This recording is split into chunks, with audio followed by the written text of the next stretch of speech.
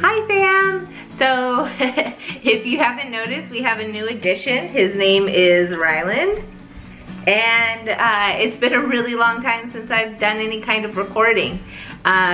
We had a lot of stuff happen right after that last vlog. I started feeling really tired. I went into the doctors and they found out that my amniotic fluid was low, and so I had to be put on bed rest, strict bed rest, which I didn't adhere to very well. I was walking around, escaping from the house every once in a while. I don't do bed rest very well. Anyways, but my fluid got up, but they still kept me on bed rest because they said that the reason it got up is because I was on bed rest. So I was on bed rest, and at 36 weeks we thought we were going to have an early labor because all the precursors to labor were happening. I lost my mucus plug, I was dilated to 2 centimeters, I was 50% effaced, and we were just like, wow, we're gonna have this baby sooner rather than later. And then 37 weeks came around and we were still 2 centimeters and 50% effaced, and then 38 weeks came around, same. 39 weeks came around, same. 40 came around and we changed to 3 centimeters, but still 50% effaced, and there was no contractions or anything. And then we got to 41 weeks and 2 days, and the doctor decided that we were gonna get induced. And so that was a Tuesday, was our appointment, and that Tuesday she said, okay, well, since it's not an emergency induction, we're gonna schedule it with the hospital, and whenever they can get you in will be the day that they can get you in. So we got the call around 4 Tuesday evening that they were going to admit us that evening. So we were supposed to call at 10 to see if they could take us at midnight, and if they couldn't, then we were gonna call back. So Jeff and I tried to sleep and relax because we knew, like, once baby was coming there was gonna be none of that. But there's just so much excitement, and things are just happening, and you're just, there's just too much going on. So we weren't actually able to sleep very well or get any kind of rest. And so we called at 10, and the hospital said that they had too many people, but it looked like a lot of people were going to be delivering very soon, and so to call back at midnight. So we waited, I called back at midnight, and they said, if you can come within the next 45 minutes, we have a bed for you. So Jeff and I hurried to the hospital, got there in the nick of time, and they admitted us to our room, where they started Pitocin. So this was like 1 in the morning is when we actually started the Pitocin, and they were like, okay, tell us if you feel any cramps, try to relax and rest before anything happens. And I did not feel a single contraction. They were saying that I was having them, but I didn't feel anything, which was really nice. We got to kind of sleep. The hospital bed wasn't that comfortable, and the pull-out bed that Jeff had wasn't that comfortable. It just wasn't our bed, I guess. And there was so much excitement about being there and finally having this all happen that we just didn't sleep very well at all. So then, and then people just keep coming in and out of the room because they're checking your vitals and everything else. So it just wasn't a cohesive, complete sleep at all. And so then around 5, one of the resident doctors came in to try to break my water to see if they could speed up labor. And he tried, but he couldn't actually get the sac to burst. And so they decided that they were gonna wait until 7 when my doctor made her rounds to see if my doctor could actually break the water bag instead. And so my doctor came in around 7 in the morning, and she broke my water bag, and I was still I think I was at like a 3.5. She was being super generous with where my dilation was. She was being really generous with it, and she was like, oh, you're at a 3.5. So we were going pretty slow at that point. And then she broke my water, and she said, you know, this will probably speed up the labor process quite a bit. So just be ready for you to feel contractions and for them to be more intense. And I was like, great, I haven't felt a contraction yet. I don't know what they feel like. I'd like to feel one before I get the epidural, so let's go for it. And so right after she broke my water bag, I started feeling contractions. I think I got through 3 and they weren't extremely painful, but they were uncomfortable. And so I called the nurse and I asked for the epidural because I was like, you know, I felt them, I don't care to feel them anymore, let's get the epidural. And our nurse kind of talked us out of getting the epidural right away. She said that it would delay labor and that there was more of a chance for a C-section if we started the epidural too soon. And so she said to wait it out, to wait until they got more painful, we were further along, and then get the epidural. Don't just get it because it's slightly uncomfortable. So we decided to go with her better judgment, and she suggested that we walk around. So I think from like 7 to 9, maybe like 8 to 9 or 8 to 10, we were walking in circles around the labor and delivery unit, and they were getting worse. They were getting a lot more painful, to the point where I actually had to stop and hold on to rails, and then it got to the point where I couldn't even walk anymore, and so the nurse suggested that we did the yoga ball to help try to widen my hips out and to help with the contractions. And it just progressed from there. It was so painful. Once we got to the yoga ball part, it was extremely painful. I threw up twice. I had uncontrollable shakes. I cried. It was so painful, so painful.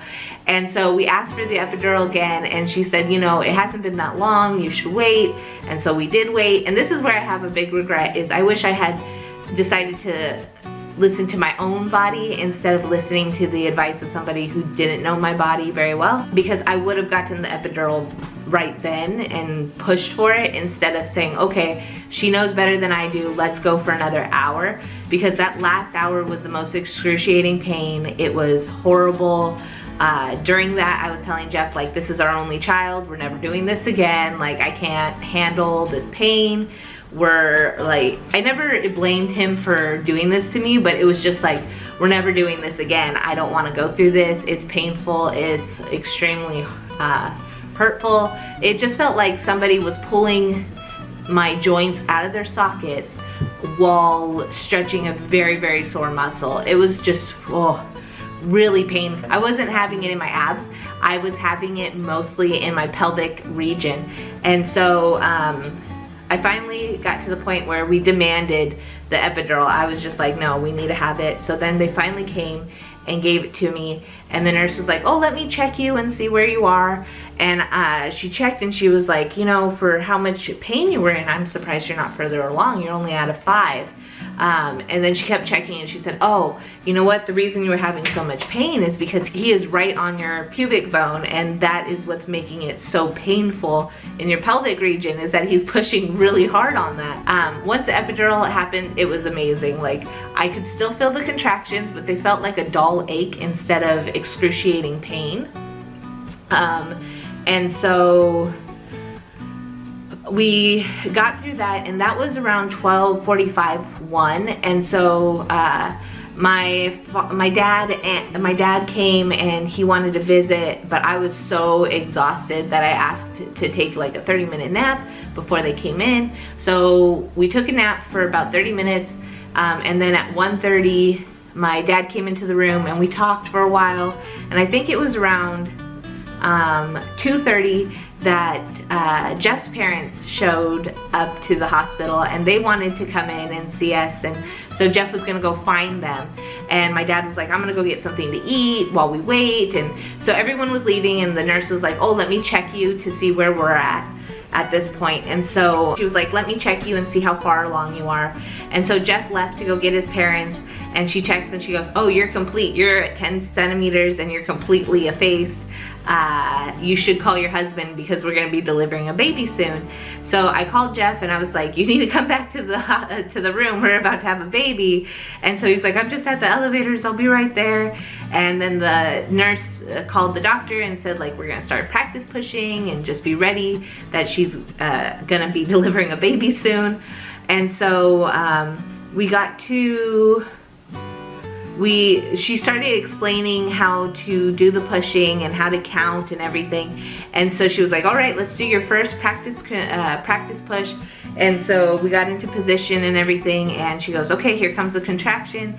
And she starts counting, and I start pushing, and she's 1, 2, and at 3 she says, stop, stop, stop, stop. Okay, we're not gonna do any more practice pushing. He is right here. He is about to be delivered. His head is about to appear. We need to have the doctor come right away. Like, there's not gonna be any practice pushing. You're ready to deliver. And so they called the doctor, they got the room set up, and Jeff and I were just really stunned that this was happening so quickly. We went from weeks and weeks of not having any kind of progression to an hour in, going from 5 to full and being ready to push right away, like not even having to do any practice pushing.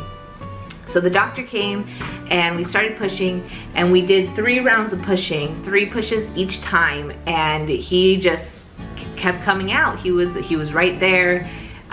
It was easy, or at least it felt easy. I mean, I had the epidural. So we were pushing, and on the last contraction to push, his shoulder got stuck. So one of the nurses had to get on top of me and start pushing on my belly to get his shoulder to come undone. And then as soon as his shoulder was free, he popped right out. I didn't tear very much. I tore a little bit on my labia, but not in my perineum was fine and stuff. And it was just a really easy labor. And so he came out and they put him right on top of me. And here's that clip. I think it's a boy. Yeah, I think it's a boy too, babe.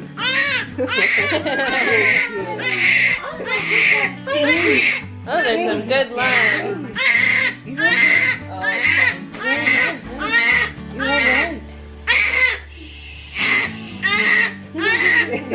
He was not ready to come.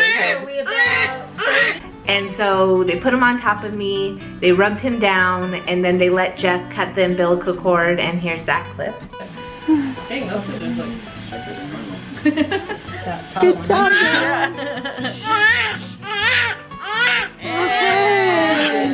And then Ryland just got to hang out with us for an hour. We did skin to skin, and he was not happy the whole time that he was on us. He was not happy to be in this world. He wanted to stay in his cozy little area.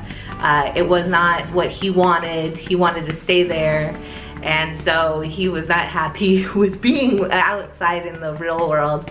After our skin to skin, they measured and weighed him, and he came out at 8 pounds, 14 ounces, and 21 inches and 21 and a quarter inches in length. Oh, good job. Good job. All right.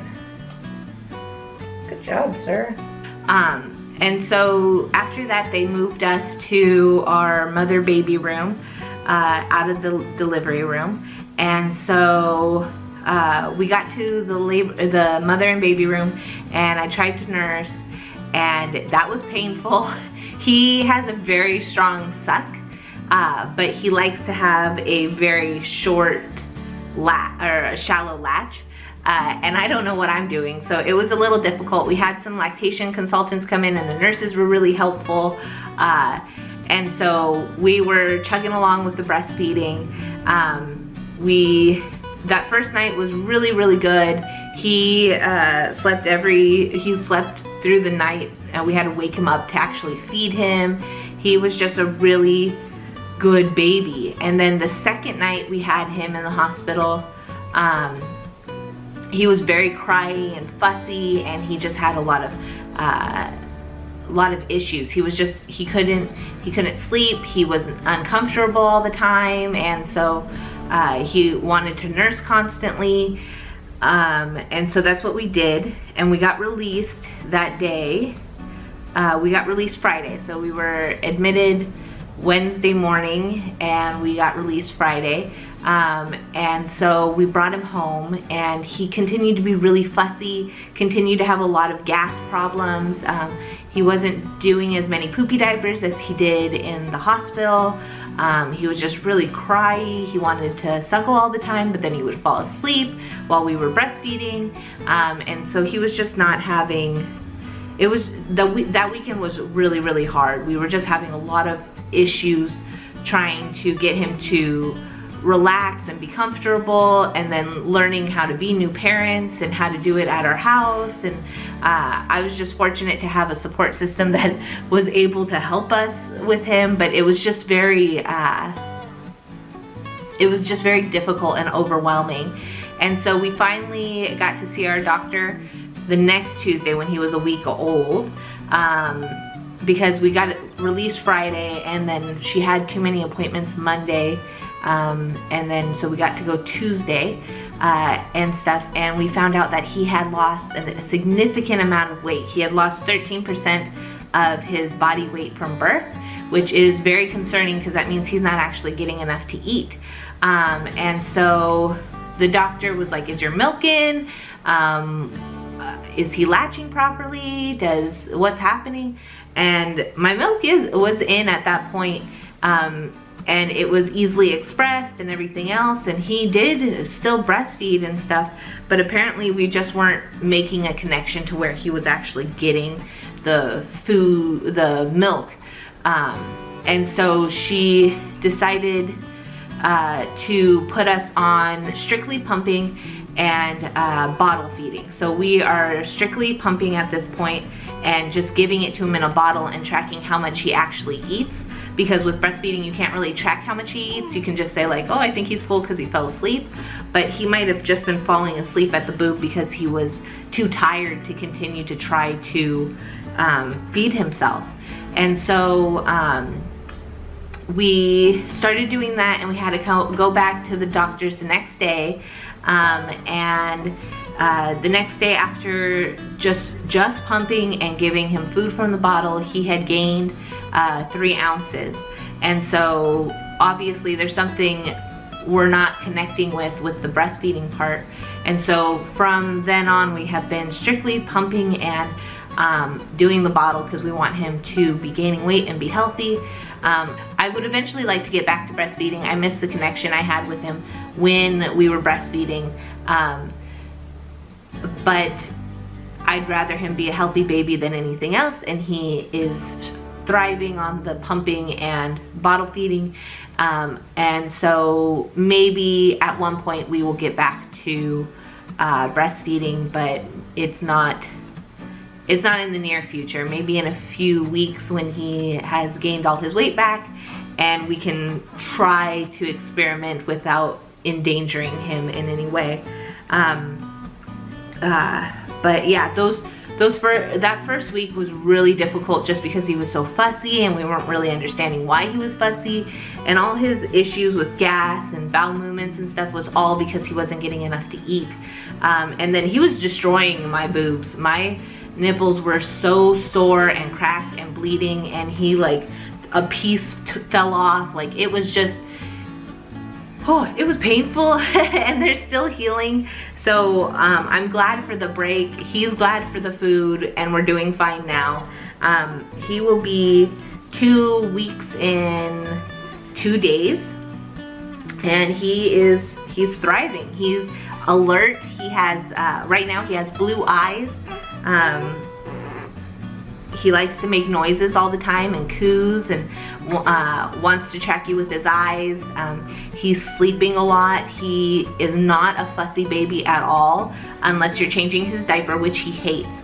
He hates his diaper being changed. Like, it does not matter if he is content with sucking on a bottle while you do his diaper, he will stop and cry the whole time. His umbilical cord has fallen off at this point. So at this point he's doing perfect, and he's super strong. So while he was in utero, he was very painful. Like anytime he would move or do any kind of kicks or movement, it would be very uncomfortable for me. As soon as he came out and he was on chest to chest, he was lifting his head, he was doing the whole chameleon thing. Like, he has really strong neck and arm muscles, and he has really strong leg muscles. And so I'm thinking that's why it was so painful in utero, is because he is already so strong. Like, as soon as he came out and they put him on my chest, he lifted his head and just started wailing. Yeah, so he's really, really strong. And so now we're doing a lot better. We're working it out. I'm hoping to start doing like vlogs on his day-to-day and what we're doing and stuff like that. But this is his birth video and where we are right now with him and stuff. So he's doing really good. He is super precious. He makes the grumpiest faces you have ever seen. And we're just doing a really good job right now. We're chugging along. Jeff and I are extremely tired. He wakes up throughout the night wanting food and a diaper change, and he's just a regular newborn at this point, but it's just been a very big adjustment for myself and Jeff, and Huxley is doing great too with baby. He's really protective of Ryland. If Ryland's crying, he comes over, nudges his feet, tries to lick his feet, tries to console him in any way possible. And then if anybody tries to come near him, he starts barking. He's like, no, that's my baby. Don't be touching my baby. So he's very protective, and I'm really excited about how, oh, look at that yawn, how protective he is. I'm just really happy that he is adjusting well. We're all kind of in this period of weird adjustments. The baby blues have hit me, so I will become very weepy at some points of the day, and there's no explaining it. Like, there's nothing wrong anymore. Everything is going really well, but for some reason I'm just super weepy, and I'm hoping that goes away soon. I looked it up. It's not postpartum depression, it's just baby blues at this point.